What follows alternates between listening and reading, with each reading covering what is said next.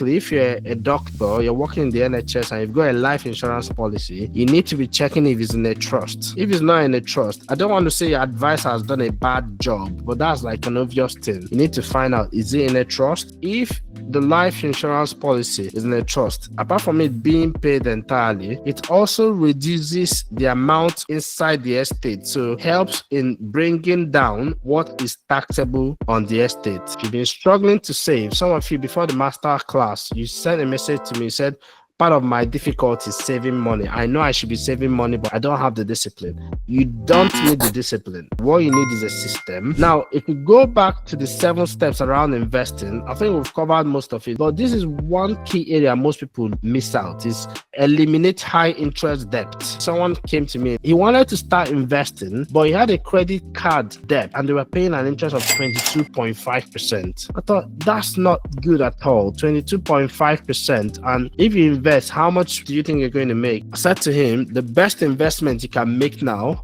is to pay off that credit card.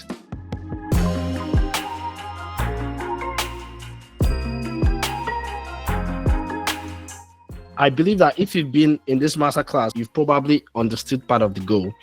The goal is to make sure that at the end, you understand how to start investing tax efficiently as a doctor or healthcare professional. I'm quite aware that we've got like physiotherapists, I've got like a medical radiographer in my mastermind, excellent guy.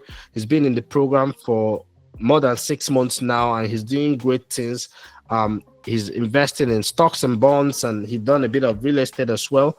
So I know that we've got nurses, other healthcare professionals. If you're not a healthcare professional and you're finding the content useful, feel free to enjoy.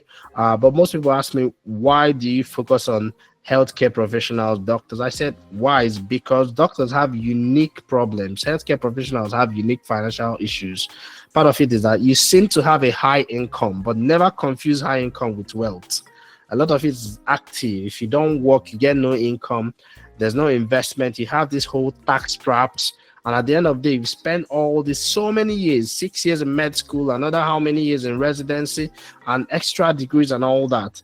So doctors find themselves in that situation where they also time poor. So not enough time to figure out what to do with my taxes, what to do with my investment. So the goal of the masterclass is to empower you to be able to take tax efficient decisions and make tax efficient investing. What makes this different? I don't think we need to spend too much more time on this because traditional finance obviously doesn't deal with issues. Like one of our most watched videos on the YouTube is 10 things you should consider before you leave the NHS pension. Your average pimply 17-year-old YouTuber in front of a Ferrari in Dubai, probably rented, doesn't understand some of those things. They probably tell you, well, if you put money in a crypto, you can make this amount of money.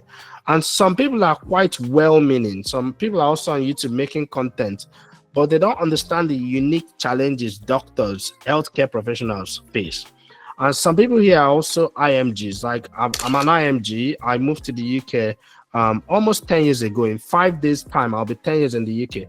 And there's some unique issues because, first of all, discovering things like ISA, I just stumbled into it like 2017, 2016, and then started a deep dive into it. Discovering things like mortgage, your credit score, and all those kind of things.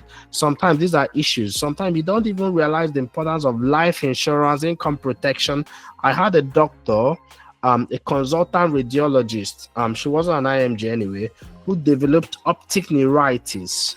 And you can imagine a radiologist trying to do her job, but now struggling to look at screens. She had to leave medicine. She said one of her saving graces was that she had income protection insurance. So what that income protection insurance meant was that she was being paid even that period that she was unwell, she couldn't work. So she was being paid some money to replace a portion of her income. So that's income protection insurance. So lots of people don't know that they need to have these financial protections in place in order to be able to sleep well at night, even when you start investing, so that you don't have to sell your investments at the wrong period when the market is crashing and we're right in the market looking for bargains, investing, and you don't have to sell at that point.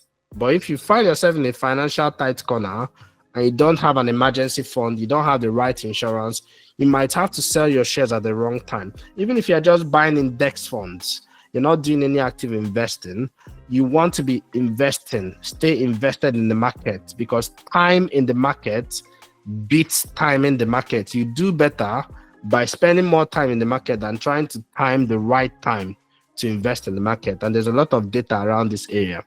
Okay, so that's what makes this different. It's for medics, it's for people who want practical stuff, no fluff, no junk, no hype. Basically, this is step by step. This is what you can do. Okay, so now let's get into the meat of the matter. We're going to start with, as usual, 7 steps to take before you start investing. 7. There are 7 steps to take before you even start thinking of investing as a doctor or healthcare professional. Now, this is really important to secure your financial foundation before you start investing. Now, I've covered these 7 steps in a simple guide that I've made available for you in the link in the description. You can download it. It will help you to build a solid financial foundation, avoid common investing mistakes, and also make tax-efficient investment decisions.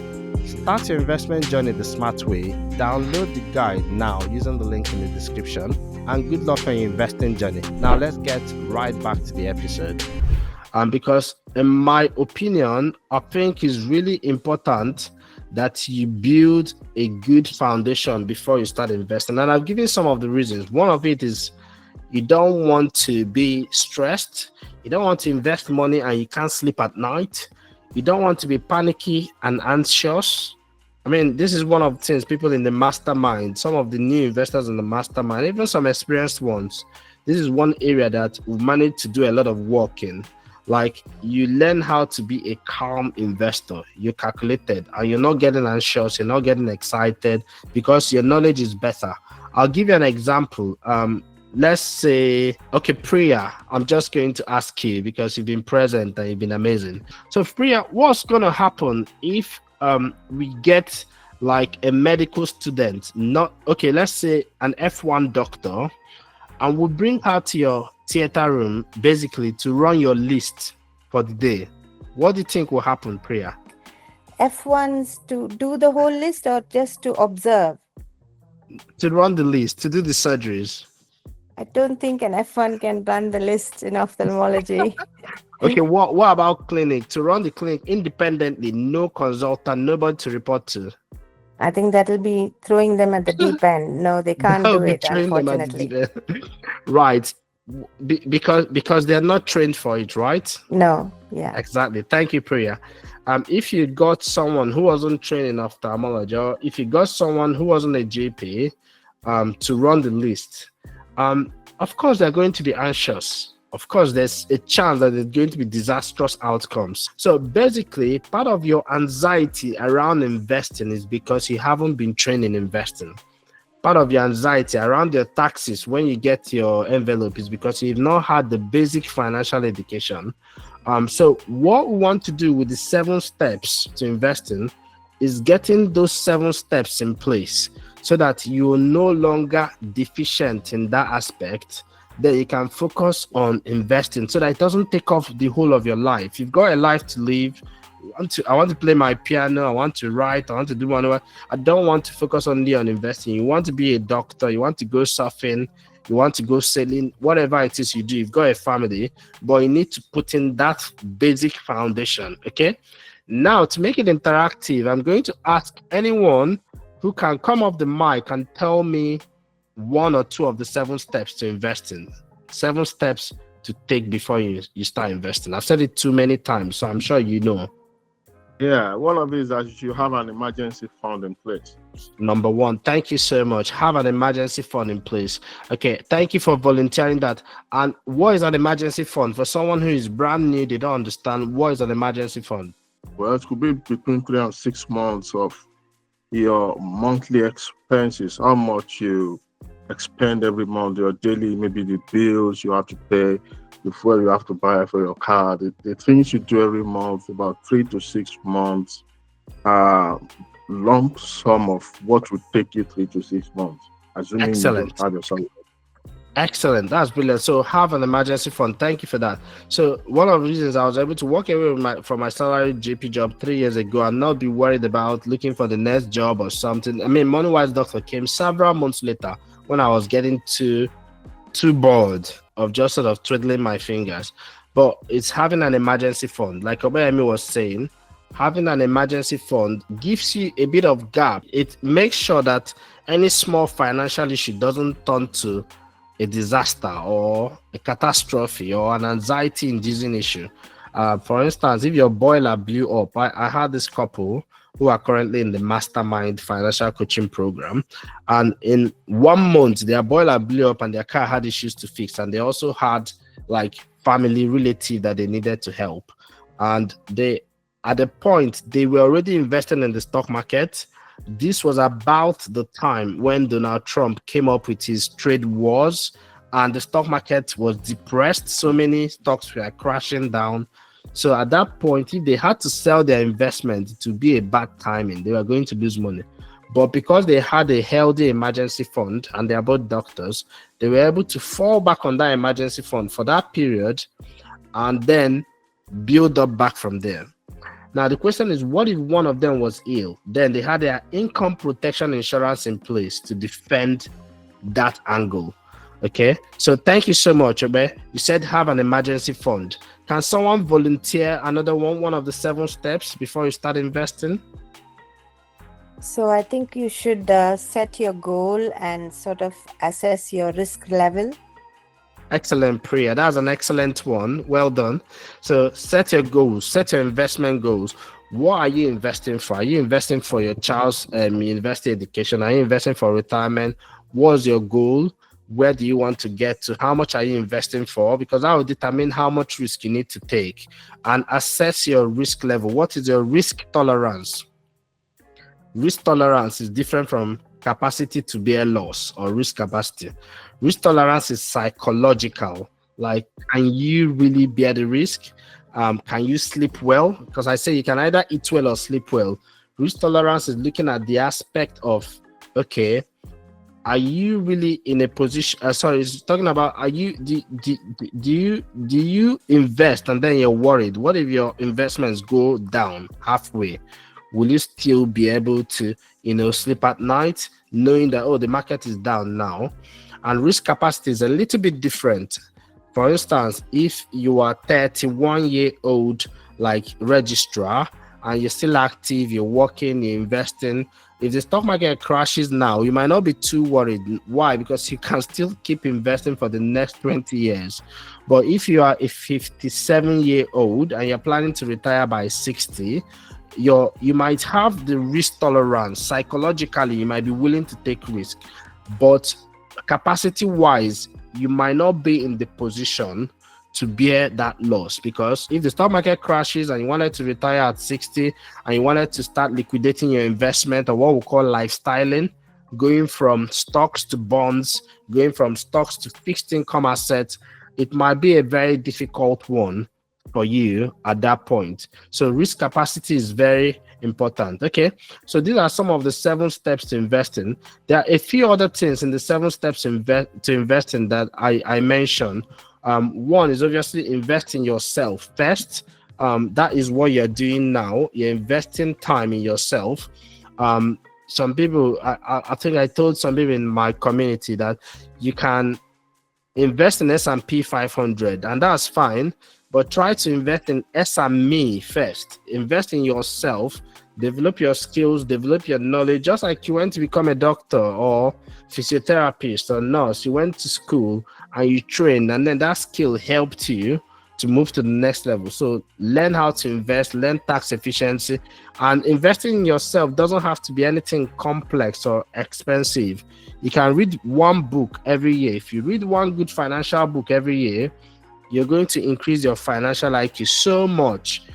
If you're looking for a list of books to start with, I've made a video with the 12 books I recommend. You can start with any of them. In fact, one of those books, I think I've shipped more than 30 of it to people in my mastermind community this year. I've shipped 30 of it, send it to them. So The Psychology of Money is one of them. Obviously, the Moneywise Doctor is coming out later this year in October. So if you're in my mailing list, you probably get an email. If you're in the community as well, you get an email to let you know when it comes out. And I could even send you a free chapter to read. Okay. So read one book, attend master classes like this. It could be one a year. One a year is more than enough. And number 3, follow a podcast or a newsletter, something you can just get weekly to get a quick snacks, a quick bite, what's happening in the news. For instance, many of you didn't realize last year when the rules were changed around pension. One of the big rules that was changed around pension was that above 75, your pension becomes part of your estate. This was not the case before. If you're wondering what does that mean, that means you've not met our dear friend called IHT, inheritance tax. So for every property you have in the UK, okay, when someone passes on and wants to leave their property to their family, the government wants a share of that. They want a percentage of that as inheritance tax. So you're taxed when you're living, you're taxed when you die, and that's why you need tax strategies to be tax efficient, to have systems in place. Can someone tell me in the chat, what is the percentage? What's the tax percentage of inheritance tax? How much tax is inheritance tax? What percentage? I think you guys know. If you've been in, okay, Albert said 40%. 40, Ada said 40%. So a whopping 40%. What that means is that, okay, if you've got assets, if you've got your estate, you've got a house, you've got your life insurance, and it's not inside a trust, if you've got your pension, if you've got all these things and they're just all over the place and there's no tax structure, there's no defense, the government will say, well, 325,000 tax-free.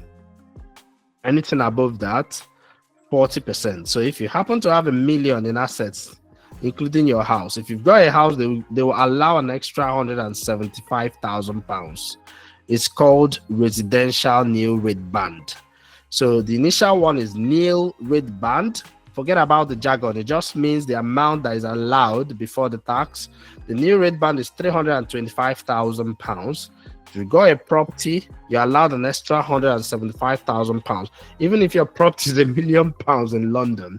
So this might favor those of you in the north, somewhere in the Newcastle area. Maybe if you can get properties that are cheaper there. But the idea around this is that if you don't put measures in place, then you end up paying more tax. But what changed last year was that the pension is now included as part of your estate. So if your pension pot is £1 million, the government wants 40% of that if you die after 75. So like I was saying, my dad is 75 going on 76. Even though he hasn't got a pension, I'm his pension. And I'm happy to do that. But let's say he had a pension around 74, you should start saying, oh, Dad, are you still alive? Because after 75, whatever is left, the government wants 40% of it. Of course, you know that there are ways around this, and that's part of the tax efficiency. For instance, your life insurance policy, putting it inside a trust, putting your estate in a trust, helps to reduce your inheritance tax because it takes those property, those outside your estate. And for the purpose of that, there can be no tax on them. There can be no inheritance tax. But of course, discussions around the estate are not things that we can cover. But these are basically understanding that, okay, there's something around it that can be done. So is the rate of tax less if you transfer assets to estate while alive? Yes. And there's also an administration of an estate. I'll give you a practical example. Life insurance policy. So last 2 years or thereabout, a very good friend of mine, we were childhood friends, he was also a doctor, he was a surgeon in London. He died. So he died at 36 years. And it was sad because obviously he had family that was dependent on him and a lot of things happening. He wasn't married, but he's got like siblings and all that. He didn't have a life insurance policy in place. But imagine if he had a life insurance policy in place, let's say he had a £500,000 life insurance policy, that gets paid out basically to his family. But if it was inside his estate, basically, if it's just normal inside his estate, the government is going to want 40% of that. So they're going to need to surrender 40%. That's 200,000 out of that life insurance policy. In fact, the worst case scenario is that they wouldn't even be able to touch any of the money or the money in the bank account or anything until HMRC gives what they call probate, until they agree that all the inheritance tax has been paid. But if the life insurance policy was in a trust, like mine, like most of you in the mastermind, like those of you in the Moneywise Doctor community, you realize that I always say your life insurance should be in a trust. If it's in a trust, the trust is a separate entity. What happens is, in that case, if the person dies or passes on, the life insurance policy, the entire 500,000 can be paid as quickly as possible without waiting for anyone, direct to the family. So they get the entire 500,000 and there's no inheritance tax on it because it's outside his estate. And what this means is, basically, if you're a doctor, you're working in the NHS and you've got a life insurance policy, you need to be checking if it's in a trust. If it's not in a trust, I don't want to say your advisor has done a bad job, but that's like an obvious thing. You need to find out, is it in a trust? If you don't have a life insurance policy and you want to get one, that's something you should be discussing with your advisor. We've got a free guide on life insurance, and one of my team members have posted in the group. You can download it for free, understand the pitfalls, things you can avoid. Okay, right. The other thing to also understand is, basically, if the life insurance policy is in a trust, apart from it being paid entirely, it also reduces the amount inside the estate, so helps in bringing down what is taxable on the estate. So these are some basic things. Okay, now if we go back to the 7 steps around investing, I think we've covered most of it. It said invest in yourself first, conduct a personal financial audit, build an emergency fund, establish a financial defensive strategy. So that's things like life insurance, income protection, check your medical defense, make sure it's up to date. But this is one key area most people miss out, is eliminate high interest debt. So I said to someone came to me, they wanted to start investing. Obviously they were in my one-to-one session. So they had a one-to-one session as part of the mastermind program. So everyone in the mastermind program gets one-to-one session every 60 days with me. So I'll make sure they're on track and all that kind of stuff. And of course, they also attend any of the courses, deep dives you do for free. And he wanted to start investing, but he had a credit card debt and they were paying an interest of 22.5%. I thought, that's not good at all. 22.5%. And if you invest, how much do you think you're going to make? He thought, well, if you went with the average market returns, the S&P 500 returned 25% last year, but some years it does less than that. Some average returns over the last maybe 30, 40 years, maybe around 9 to 10%. I said to him, the best investment you can make now is to pay off that credit card. Basically, because the sure banker, if you pay off that credit card, you're not going to be sending 22.5% of your money to someone. That's part of why I don't have any cars. I have car payments in my house. And obviously, everyone would have to do what works for them. But once I left salary job, I didn't want to be thinking of any car payments. So I thought, well, if I love this car, if I want it, and I can afford it, 40, 50, whatever amount, I'm just going to buy it. And if I can't afford it, then I don't want the car. Okay. So basically, if you have a high interest debt, even if it's a debt that is 15%, okay, and your investment is not going to return above 15% per annum, you can't be sure. You're not buying a bond that you can guarantee. In that case, you want to be thinking about paying off that high interest debt first before you start investing. Okay, that's one of the 7 steps. Now, the other step in the 7 steps is define your clear investment goals. We've already mentioned that one. And of course, have your clear goals. Now, I want to share a very clear strategy. If you've got a pen and a piece of paper or somewhere to write things down, write this one down.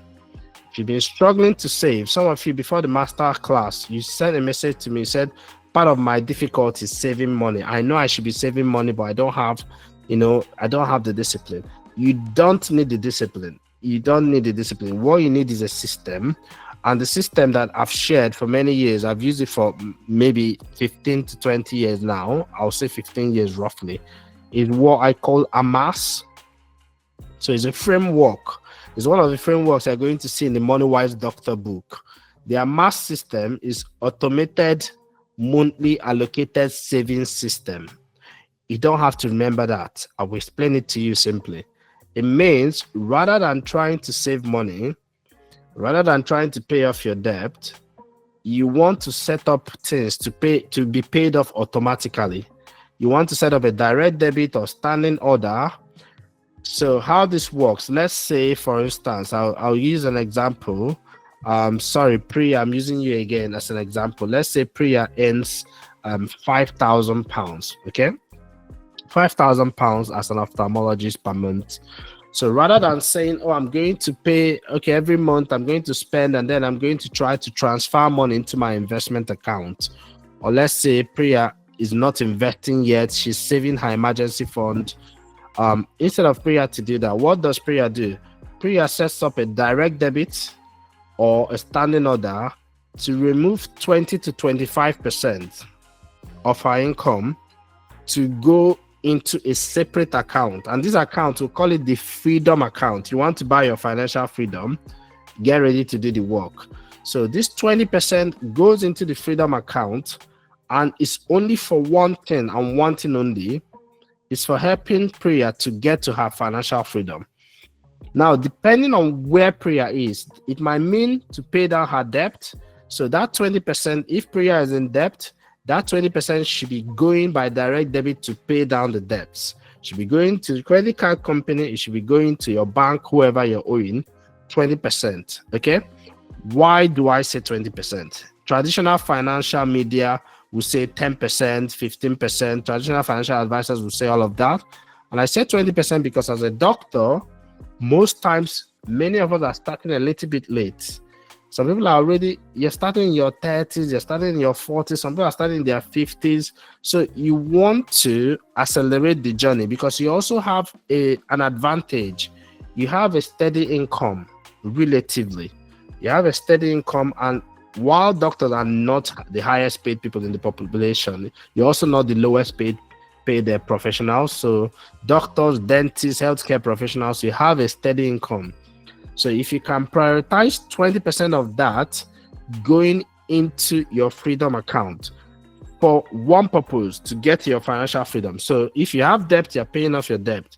If you haven't got your emergency fund, you're saving up your emergency fund, which is 3 to 6 months worth of your living expense, saved in a tax-free account, preferably a cash ISA.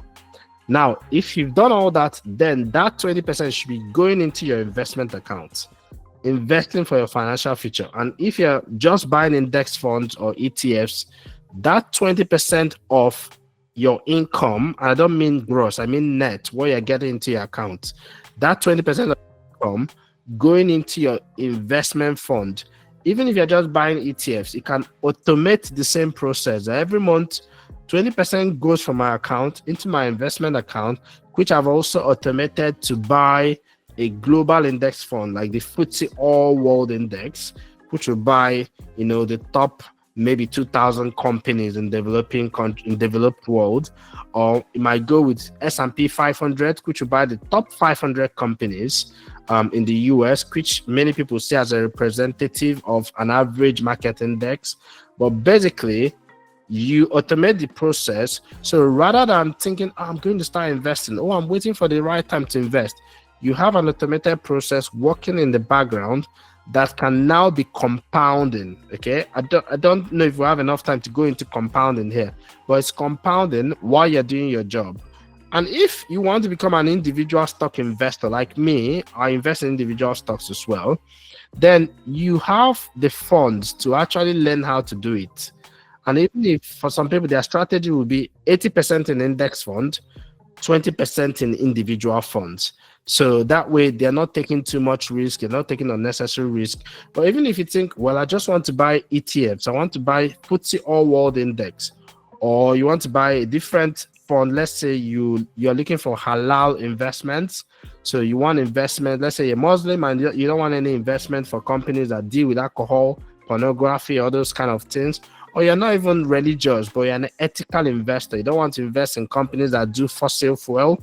You can buy index funds as well, or ETFs that are crafted just for that. We call them ESG. These are part of the things obviously we deal with in week 2 in the 4-week investment academy.